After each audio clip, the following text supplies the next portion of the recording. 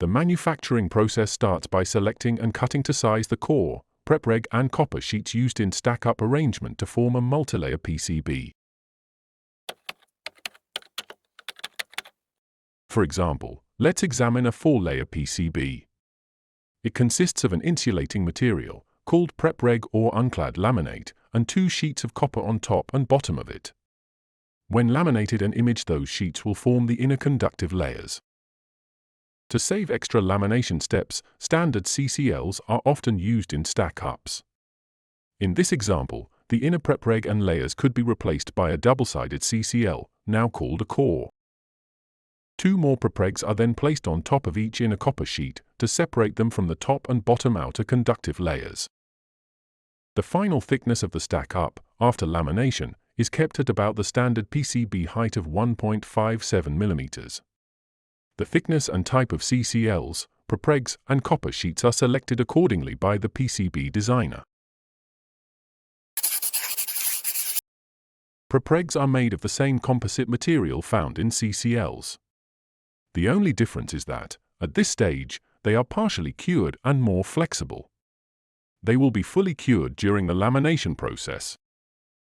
Prepregs come in a variety of thicknesses, glass fabric type, resin content and flow. All these parameters affect the dielectric characteristics of the final PCB. The sheets of copper used in multilayer stack-ups are the same as the standard double-sided PCB. The cutting process is done in the cutting shear area. The machines and tools used in this process are desired type of CCLs, prepregs, and copper sheets. Panel mechanical drawings. Automatic cutting saw. Edge beveling line. Corner beveling machine.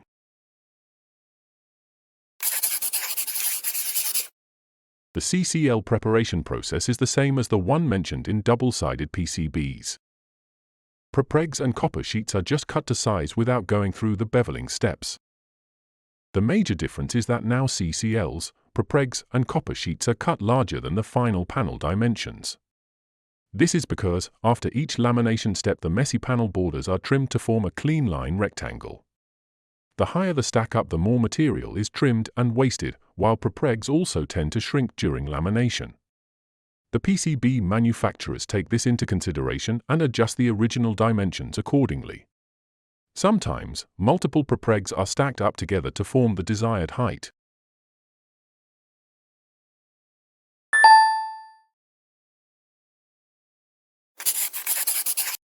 This is the process where the conductive patterns of inner layers are created. The process is the same with the standard double-sided board, and it requires the following steps.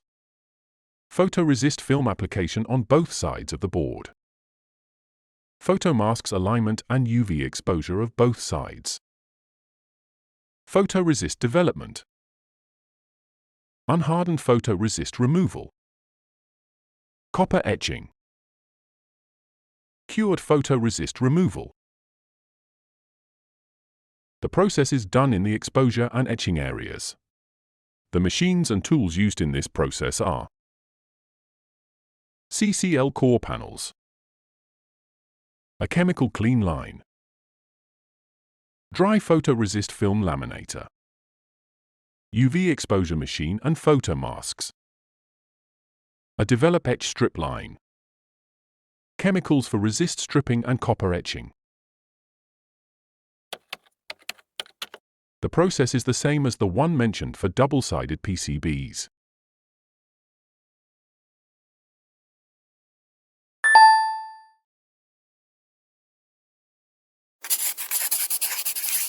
The imaged inner core panels must be optically inspected for errors before the lamination step.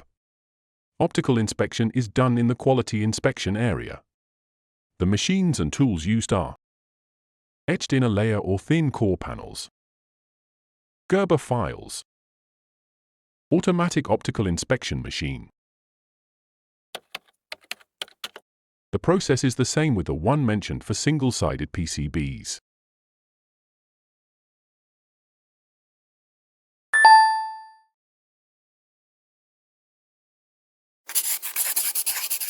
This is the process where the inner layer cores and prepregs are arranged on top of each other or else stacked up.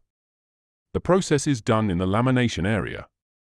The machines and tools used are etched inner core panels and prepregs, black and brown or alternative oxide treatment lines, riveting machine and rivets. After the etching process, the surface of inner core panels, and especially the copper area, is too smooth for the prepregs to bond correctly onto them. Different surface treatments are used to clean and roughen up the inner core surface. Brown oxide treatment is cheaper and more popular. The etched inner core panels enter the oxide treatment line where they are cleaned before going through the oxidation bath. There, an oxidizing agent reacts with copper to deposit a brown oxide layer while micro-etching its surface. A neutralization or passivation bath follows before the final rinse. The thin core panel is ready for stack-up or else lay-up process that should follow within a few hours. For a 4-layer board, the stack-up process starts by placing a prepreg on the bottom. The thin core panel in the middle, followed by another prepreg on top. Prepregs are covered in protective films that are peeled away before layup. The number of prepreg sheets depend on the desired thickness of the insulating layer. Usually, 1 or 2 sheets are used. Then, the layers are bonded together using riveting machines. The rivets are placed along the empty panel edges. This is the process where the top and bottom copper sheets are laminated to the inner stack-up. The process is done in the lamination area. The machines and tools used are inner layer stack-up and copper sheets, lamination hot press, X-ray optical registration punch.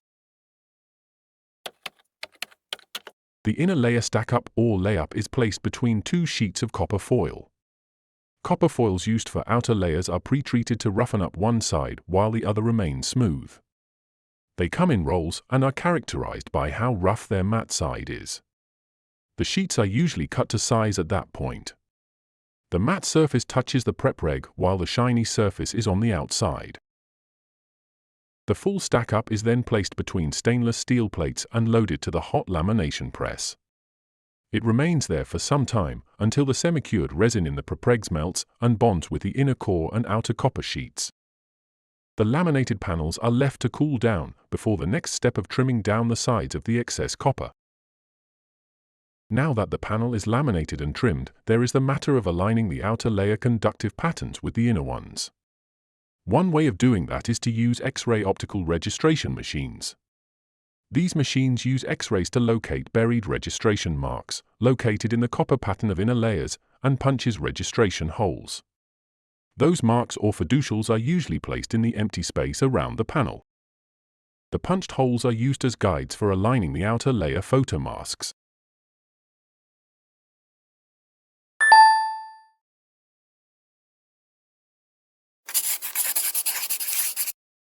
This is the process where the plated through holes are drilled. For Type 3 PCBs, those are all component lead and via through holes. Drilling is done in the mechanical drilling area. The machines and tools used in this process are laminated panels, drilling program, automatic drill, grinding machine. Drill operators use the previously punched registration holes to align hole coordinates with the drill program. The drilling process is the same as the one mentioned for single-sided PCBs.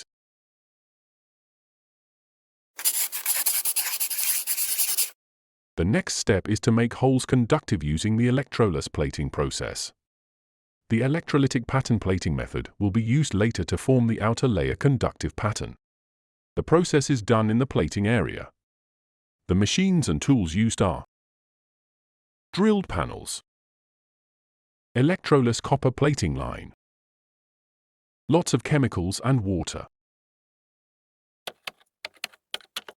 The process is the same as the one mentioned for double-sided PCBs.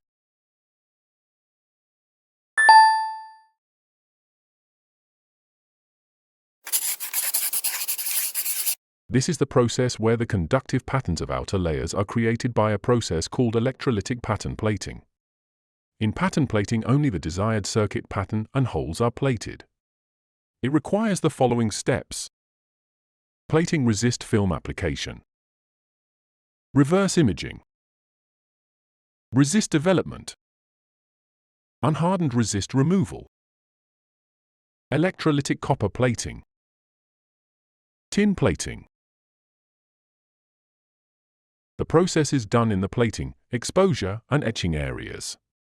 The machines and tools used in this process are drilled electroless plated panels, chemical clean line, dry plating resist film laminator, UV exposure machine and photo masks, developer bath, pattern plating line. The process starts by brushing, cleaning and micro-etching the panels to increase adhesion to the plating resist film. Then both surfaces are coated with a plating photoresist material using a dry film laminator. The panel is sandwiched between the top and bottom outer layer photomasks and placed on the UV exposure machine. In the pattern plating process, unlike the inner layers, the outer layer photomasks are a reversed image of the desired copper pattern. The exposed panels go through a set of developer baths to stabilize the curing process and remove the unhardened photoresist. Some manufacturers use separate baths for the development stage, while others incorporate them into the pattern plating line. The developed panels are fed to the pattern copper plating line. During this process, the panels are first chemically cleaned and then pass through a set of electrolytic baths where copper is electroplated on the resist-free surface. The electroplating process is like the one mentioned for panel plating double-sided PCBs. Note that the thickness of the resist is always higher than the one of copper patterns. When the desired copper thickness is reached, the panels are coated with a metal resist layer like tin or solder alloys. This step is necessary in the pattern plating process to protect the copper pattern from the etching step that follows. A final rinse and blow dry steps, and the panels are ready for the strip etch strip process. This is the process where the unwanted copper is etched away. The process is done in the etching area.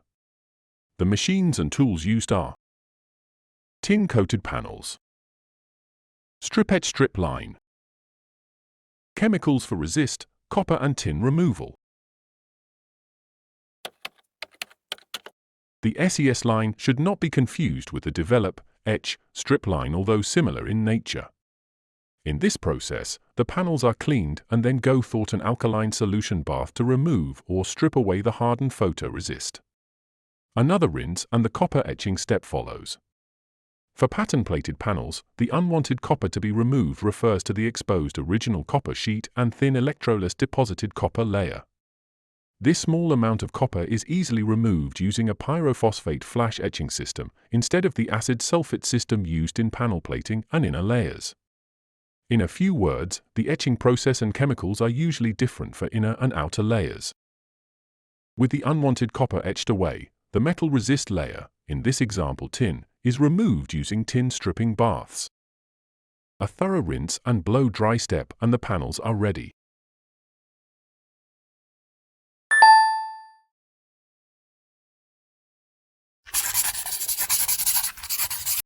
This is the process where the etched panels are optically inspected for defects in copper patterns. The process is done in the quality inspection area. The machines and tools used are etch panels, Gerber files, automatic optical inspection machine. The process is the same as the one explained for single and double-sided PCBs. However, for multilayer PCBs the process is repeated for all internal and external layers. For example, a 4-layer board is inspected twice. Once after the inner layer core is etched, before lamination, and a second time for the etched external layers.